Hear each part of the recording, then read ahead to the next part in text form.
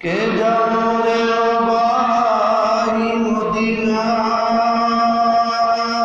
পথে আমার লইয়া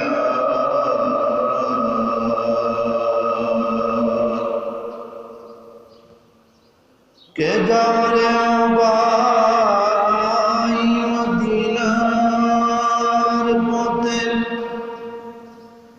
আমার লইয়া আমার নবী বিনে কি লাভ হবে এই দরাতে বাঁচিয়া আল্লাহুম্মা সাল্লি আলা সাইয়্যিদিনা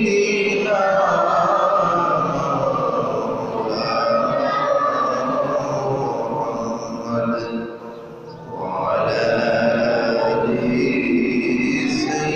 سيدنا مولانا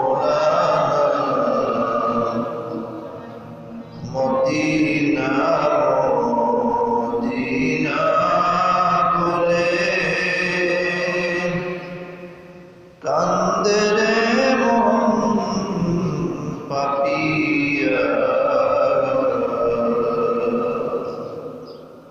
মদিনা নামের তসবিহ ফিরিল রে লইয়া আল্লাহুম্মা সাল্লি আলা সাইয়্যিদিনা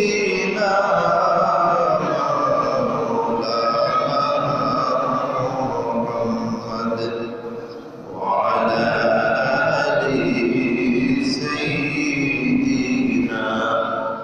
مولانا محمد لا إله إلا الله لا إله إلا الله لا إله إلا الله لا إله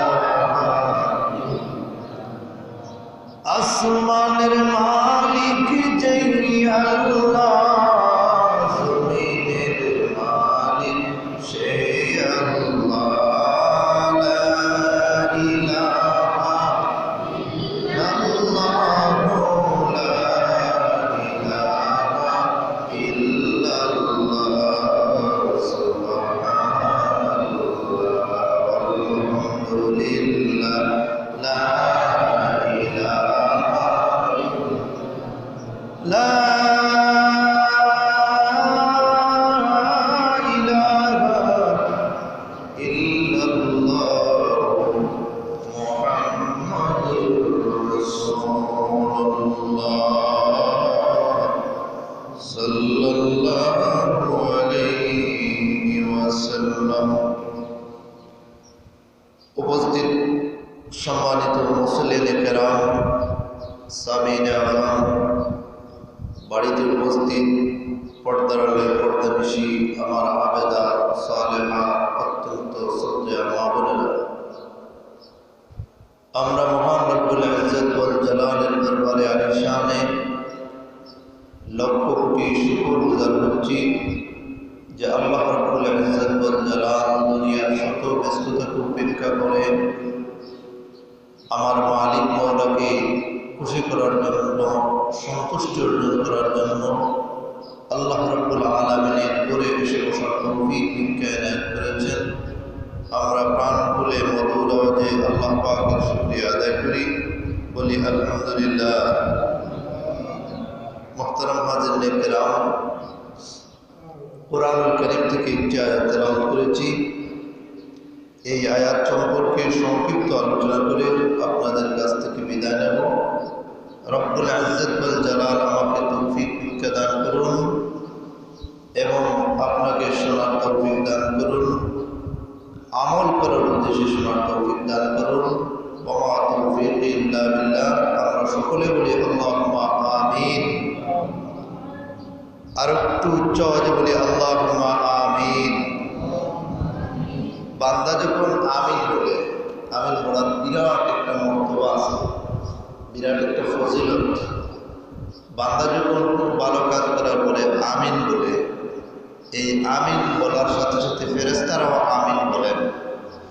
আর যে ফেরেশতা আমিন বলতেছেন আর ফেরেশতার সাথে আপনার আমিন যদি মিলে যায়, তাহলে আপনি যে কাজ করেছেন, যে দোয়া করেছেন, সাথে সাথে আল্লাহ তাআলা কবুল করে নেন। জোরে বলুন সুবহানাল্লাহ। এর কারণে আলহামদুলিল্লাহ, সুবহানাল্লাহ, আমিন এগুলো আমাদের করা দরকার। আমলগুলো ছোট্ট কিন্তু অনেক ফায়দা।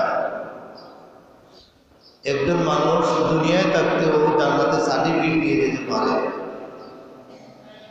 কোরআন হাদিস এটা আমাদেরকে শিখিয়ে দিয়েছে। সুবহানাল্লাহ বলবেন না?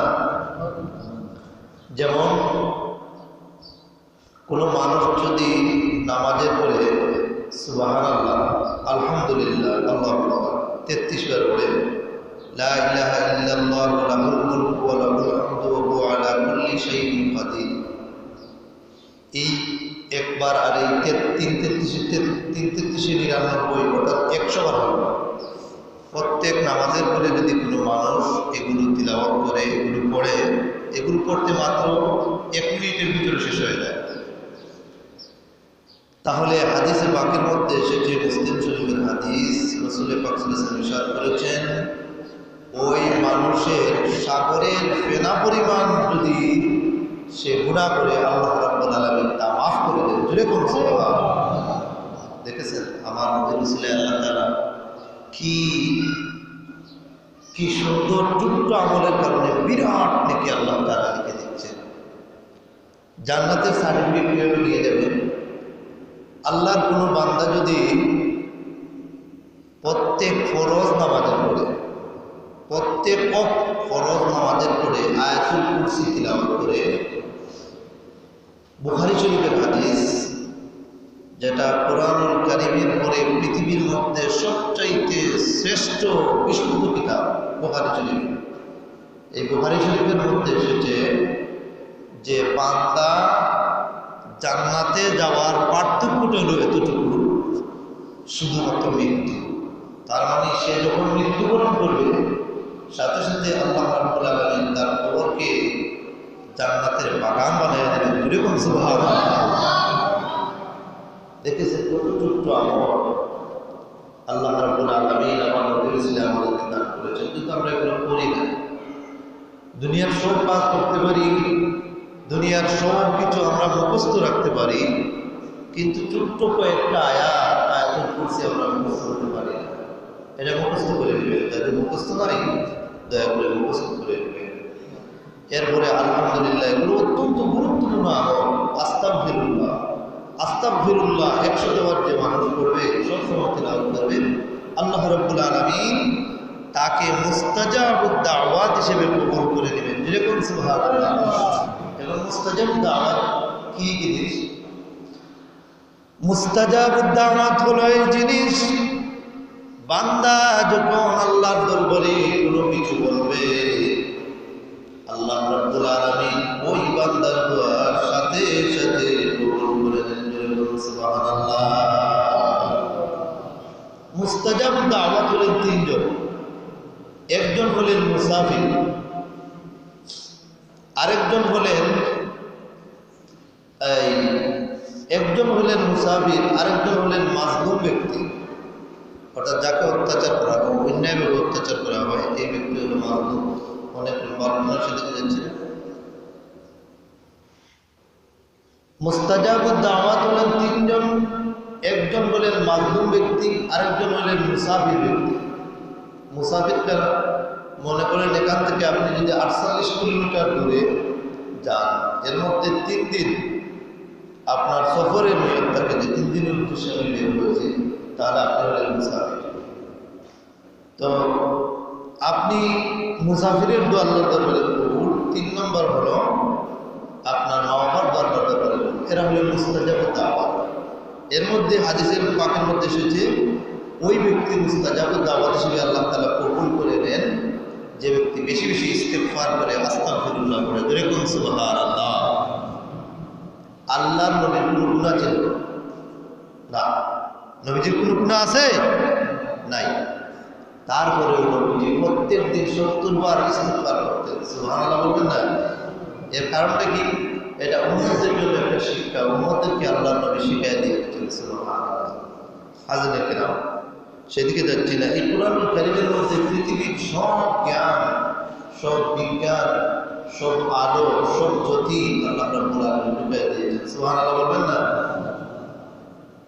কিছুদিন আগে আমি একজন হিন্দু ডাক্তারের সাথে বসলাম। হিন্দু ডাক্তার আমাকে খুব মায়া করে, মহব্বত করে যাওয়ার পরে আমাকে কিছু প্রশ্ন করলো। দেখলাম কোরআন সম্পর্কে মোটামুটি তার একটা ধারণা আছে। আমাকে বাদশাহ জুলকারনাইন সম্পর্কে জিজ্ঞেস করলো। এই 1000 বছর আগের একটা প্রশ্ন। তা আমি বললাম যে বাদশাহ জুলকারনাইন একজন বাদশাহ ছিলেন, তার নাম ছিল সিকান্দার। এটা বিরাট একটা ইতিহাস। আরো কিছু প্রশ্ন করলো, বিজ্ঞান সম্পর্কে প্রশ্ন করলো। আমি প্রত্যেকটা প্রশ্নের তার জবাব দিলাম। দেখলাম যে এত খুশি হয়েছে যে মনে হয় ব্যক্তি ইসলাম গ্রহণ করবে, এরকম অবস্থা। মানুষ কিভাবে পৃথিবীতে জন্মগ্রহণ করবে, এরপরে জন্মগ্রহণের পূর্বে মানুষ কিভাবে ছিল, প্রত্যেকটা কথা প্রত্যেকটা মুহূর্ত কুরআনুল কারীমের মধ্যে আল্লাহ রাব্বুল আলামিন ব্যঙ্গে ব্যঙ্গে বলে দিয়েছেন। সুবহানাল্লাহ। এজন্য কুরআনের একটা নাম হলো বিজ্ঞান। বিজ্ঞান, কুরআন ছাড়া বিজ্ঞানের কোনো অস্তিত্ব নাই। এই যে একটা সন্তান পৃথিবীতে আসবে কিভাবে, কুরআনের মধ্যে আল্লাহ তাআলা বলেছেন। এর মধ্যে আসার পরে তার জীবনযাপনটা কিরকম হবে, কুরআনের মধ্যে আল্লাহ তাআলা বলে দিয়েছেন। কুরআন একটা বিজ্ঞান। হাজির কিরাম, কুরআন এমন একটা কিতাব যে কিতাবের গবেষণা করে, যে কিতাবের তাফসীর লিখে আজ পর্যন্ত কোনো মানুষ শেষ করতে পারে নাই। এমন মানুষ পাই না, কিয়ামত পর্যন্ত ইনশাআল্লাহ পাবো না। এটাই মনে বিরাট বিরাট একটা গভীরতা এই কোরআনের মধ্যে আছে। এক একটা শব্দের এক একটা বিশ্লেষণ কিয়ামত পর্যন্ত আলোচনা করলেও শেষ করা যাবে না। এর কারণে এই কোরআনটাকে যারা ধরে, এই কোরআনটাকে যারা মানে, এই কোরআনটাকে যারা মহব্বত করে, তাদের জীবন জিরো থেকে হিরো হয়ে যায়। সুবহানাল্লাহ বলবেন না?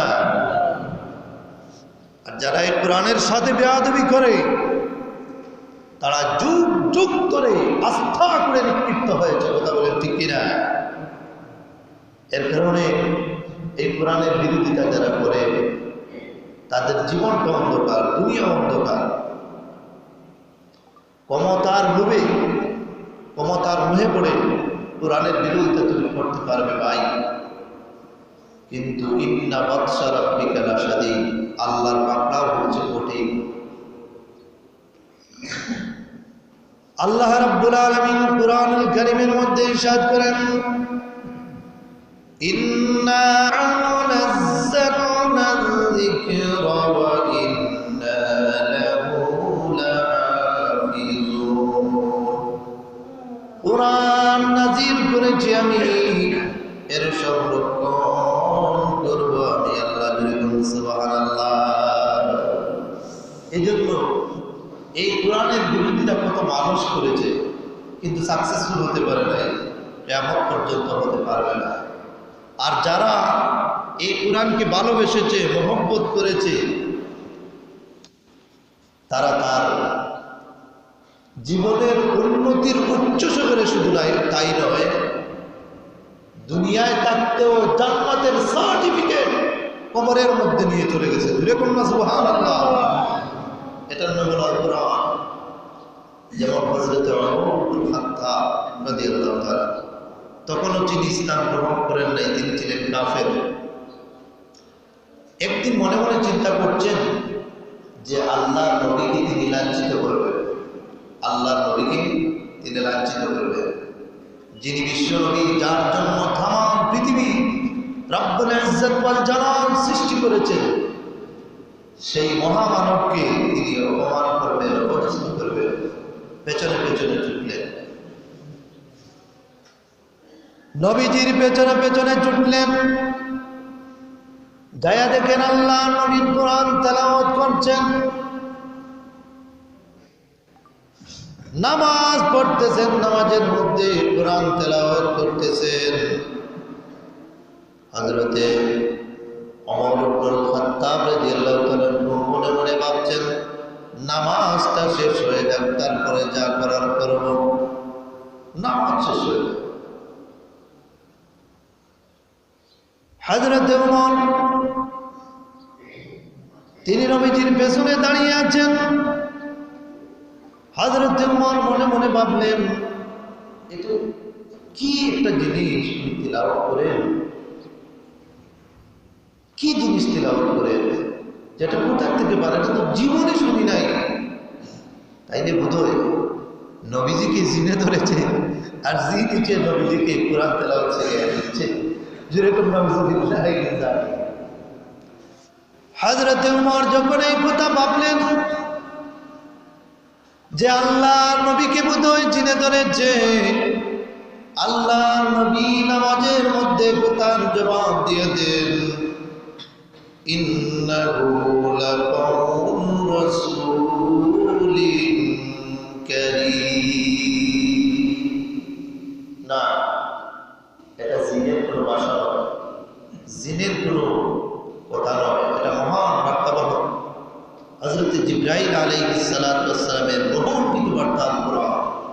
যেরকম সুবহানাল্লাহ, এটা এমন একটা কিতাব, তামাম পৃথিবীর সব আরবের বড় বড় কবিরা একত্রিত হয়ে কোরআনের মতো একটি আয়াত বানানোর জন্য চেষ্টা করেছিল।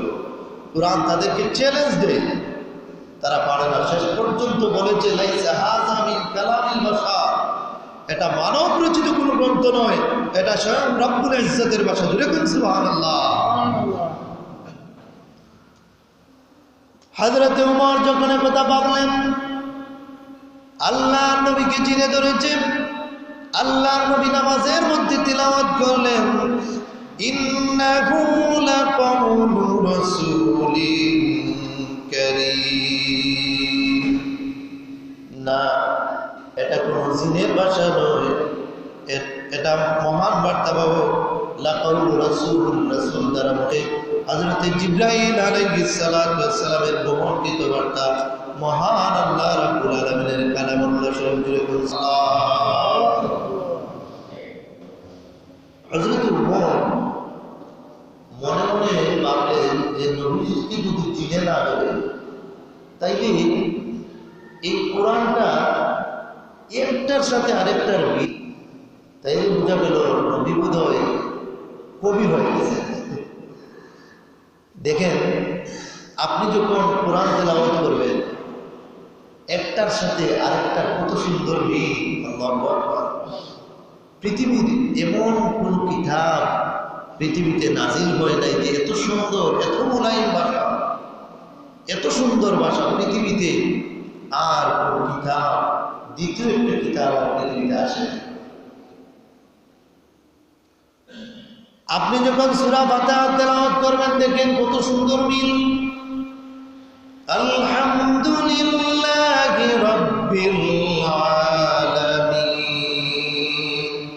আপনার পারেন মসজিদ তেলাওয়াত করেন, একটা অক্ষরের বিনিময়ে 10টা নেকি রব্বুল আলামিন আপনার নামে আমাদের মধ্যে লিখে দিবেন।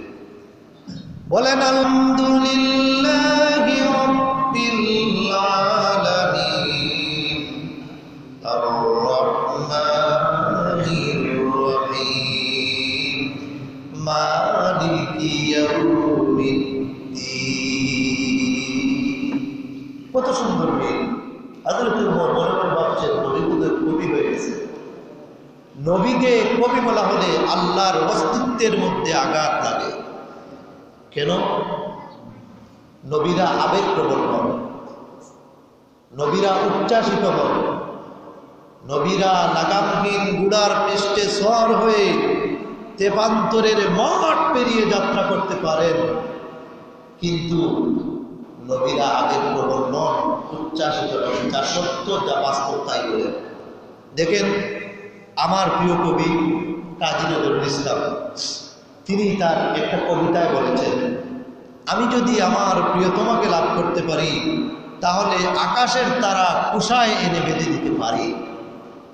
আচ্ছা বলেন তো, তিনি যদি তার প্রিয়তমাকে বা যাকে তিনি ভালোবাসেন তাকে যদি তিনি পেতেন তাহলে আকাশের তারা কুশায় বাঁধানো সম্ভব? অবাস্তব একটা কথা, সম্ভব নয়। কবিরা অনেক সময় আবেগের তাড়নায় অতিরিক্ত বলে ফেলেন, আবেগের তাড়নায় অনেক কিছু বলে ফেলেন, তার কারণে নবীকে কবি বলা ঠিক হয়ে যায়।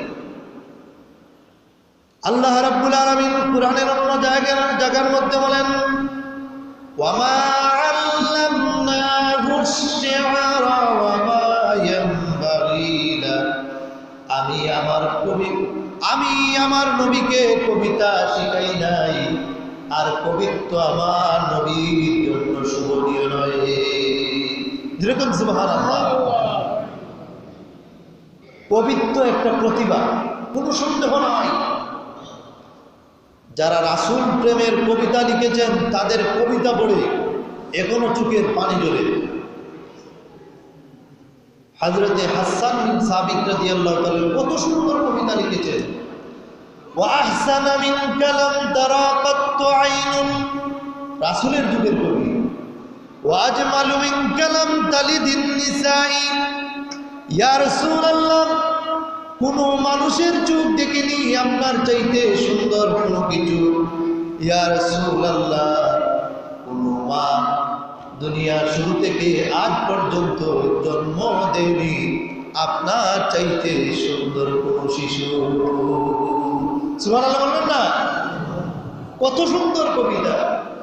কিন্তু আমাদের দুর্ভাগ্যক্রমে আমাদের দেশে এমনও কুলাঙ্গার কবি জন্ম হয়েছে যারা আজানের মধ্যে বেশ্যার আওয়াজ শুনতে পায়। জুরে কোন নাউযুবিল্লাহ।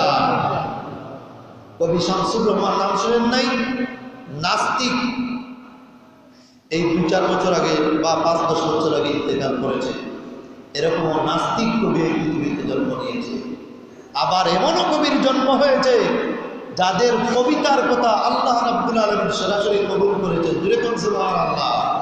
যেমন কবি কাজী নজরুল ইসলাম, আমার প্রিয় কবি, সব সময় যার কবিতা আমি পড়ি, প্রিয় কবি কাজী নজরুল ইসলাম, যিনি লিখেছেন, মসজিদেরই পাশে আমার কবর দিও ভাই, যেন ঘুরেও থেকেও মুয়াজ্জিনের আজান শুনতে পাই। জুরে কোন সুবহানাল্লাহ। ঢাকা কেন্দ্রীয় মসজিদের পাশে তার কবর, আমি নিজে গিয়ে জিয়ারত করেছি, এত ভালো লেগেছে। মকবুল মানুষের পাশে গেলেও অন্তরে শান্তি মিলে, আবার মকবুল মানুষের কবরের পাশে গেলেও অন্তরের মধ্যে শান্তি পাওয়া যায়। জুরে কোন সুবহানাল্লাহ। যেমন শাহজালাল রহমতুল্লাহ এর দরবারে যাবেন, মনটা শীতল হয়ে যায়। ফুলতুরি সাহেব কিবলার দরবারে যাবেন, মনটা শীতল হয়ে যায়। আউলিয়া কেরামের কাছে যাবেন, মনটা শীতল হয়ে যায়। হাজরিনে কেরাম, আমার নবীকে কবি বলা হলে হযরতে উমর বললেন, নবী বোধহয় কবি হয়ে গেছেন। আল্লাহ নবী নামাজের মধ্যে তিলাওয়াত করেন, ওয়ামা বিকাউলি শাইরিন কালিলাম মা তুমিনুন। না, এটা কবির ভাষা নয়। তোমাদের ঈমান দুর্বল, এর কারণে তোমরা বলছো আমাকে কবি, এর কারণে বলছো কোরআনটা কবির ভাষা। না, এটা কবির ভাষা নয়। কি সুন্দর কোরআন। ওয়ামা হুয়া বিকাউলি শাইর, শাইর মানে হলো কবি না। ওয়ামা নাফিয়া, এটা কবির ভাষা নয়। কালিলাম মা তুমিনুন, এটা তোমাদের বিশ্বাস, এটা আল্লাহর ভাষা, আল্লাহর কুরআন। জুরে কোন সুবহানাল্লাহ। হযরত বলেন, আমি বললাম নবী বোধহয় কবি হয়ে গেছেন, একথার জবাব দিয়ে দিলেন। আবার বললাম নবীকে বোধহয় জিনে ধরেছে, একথার জবাব দিয়ে দিলেন। আল্লাহর নবী নামাজের মধ্যে তেলাওয়াত করতেছেন, আর উমর পিছনে দাঁড়াইয়া দেখতেছেন, পিছনে অপেক্ষা করছে যে নবীজির নামাজ শেষ হোক, তারপরে তাকে লাঞ্ছিত করব। কিন্তু উমর যে কথা মনে মনে ভাবলেন, ভাবেন আল্লাহর নবী নামাজের মধ্যে তিলাওয়াতের মাধ্যমে একথার জবাব দিয়ে দিন। সুবহানাল্লাহ। হযরতে উমর বললেন, নবী যদি কবিও না হন, নবীকে যদি জিনেও না ধরে, তাহলে আমি মনে মনে ভাবতেছি একথা নবী কিভাবে শুনতে পান। সাথে সাথে আবার জবাবও দিয়ে দেন, আবার এত সুন্দর ভাষাও। ইমানের লাইট কিন্তু জ্বলা শুরু হয়ে গেছে। হযরতে উমর বলেন, নবী বোধহয় গণক হয়ে গেছে।